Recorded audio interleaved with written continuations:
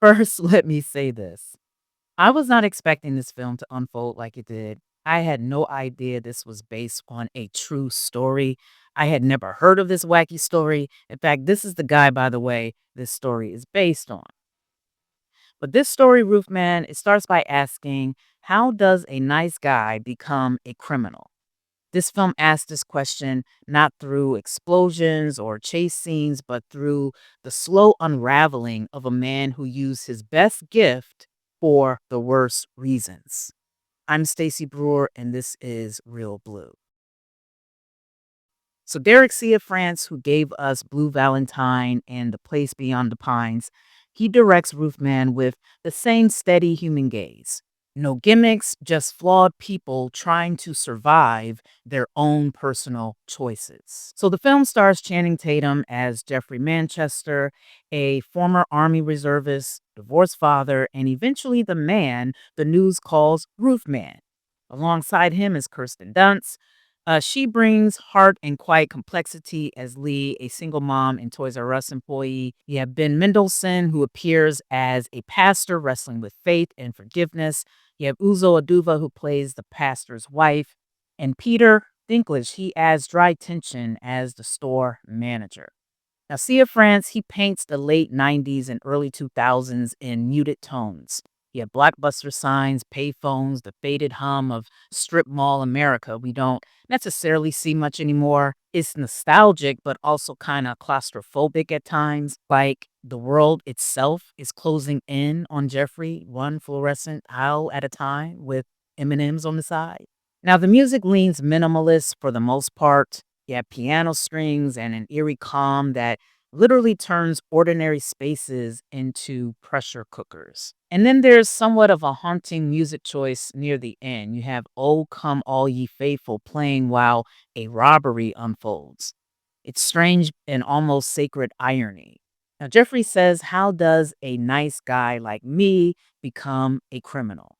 And that line, again, it lingers. He's not making excuses, he's confessing confusion, that kind that happens when survival blurs morality. Money got tight. A father couldn't buy his daughter a bike, and that's where the slope began. His friend Steve, played with a funny sarcasm by LaKeith Stanfield, he tells him, doing things the right way is not your superpower. So that line hit me because we all know someone like Jeffrey who's smart, capable, but convinced that they've run out of good options in life. Now, Jeffrey's real talent is noticing what others ignore. He sees patterns, routines, gaps, blind spots. What could have made him brilliant in another life becomes his downfall here. He uses that gift to rob fast food chains, sneaking through roofs and vanishing before the sunrise. But what's tragic isn't the crime, it's the discipline behind it. Every move is clean, precise, respectful, even. He gives the manager his coat before locking them in the freezer. He's a gentleman thief, if there is such a thing. Now, later, when Jeffrey escapes prison, yes, he escapes prison, he hides inside a Toys R Us, and it's oddly funny at times. He's eating baby food, stealing candy, rigging baby monitors to track employees. But under the humor, there's something somewhat poetic. Sometimes the best hiding places are in plain sight, he says, the places where people are too busy to pay attention. That line feels bigger than the plot. It's about how people disappear even while surrounded by others, how the world's short attention span lets pain slip by unnoticed. Now, when Jeffrey meets Lee and her daughters, the film makes a shift. His crimes fade into the background, and we see what he is really chasing: belonging. He bonds with Lee's kids like he's trying to make up for lost time with his own kids.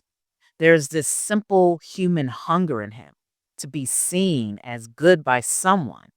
Lee gives him that even without really knowing who he really is. And when she finds out, her reaction isn't black and white, it's layered, love tangled with disbelief.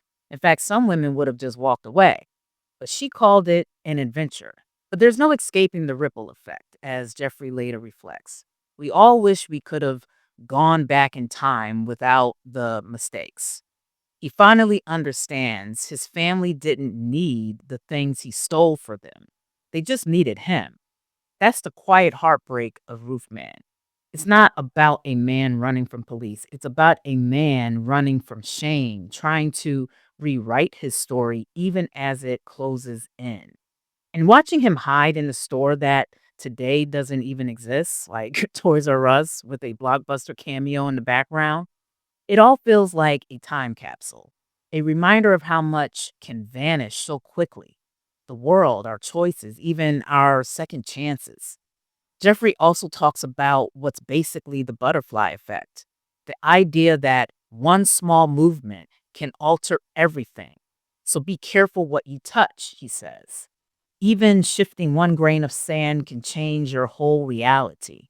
And for him, one desperate decision changed the course of his entire life. It's interesting, though, because in today's world, Jeffrey's tricks probably would not have lasted a week. We don't have payphones, cameras are everywhere, hardly any blind spots, everything's tracked. But the irony is, for all our surveillance, people still hide in plain sight. Maybe not in stores, but in our routines and the scrolling of social media, in the noise and pretending everything is fine. So Roofman leaves you asking, what's the real crime? Stealing money or losing yourself trying to be everything for everyone? Jeffrey Manchester was a dangerous, nice guy, a man who used love as a reason to cross the line. And maybe that's what makes his story so haunting, not because he got caught, but because he meant well. I'm Stacey Brewer, and this has been Reel Blu. Be sure to like, comment, and subscribe. Peace.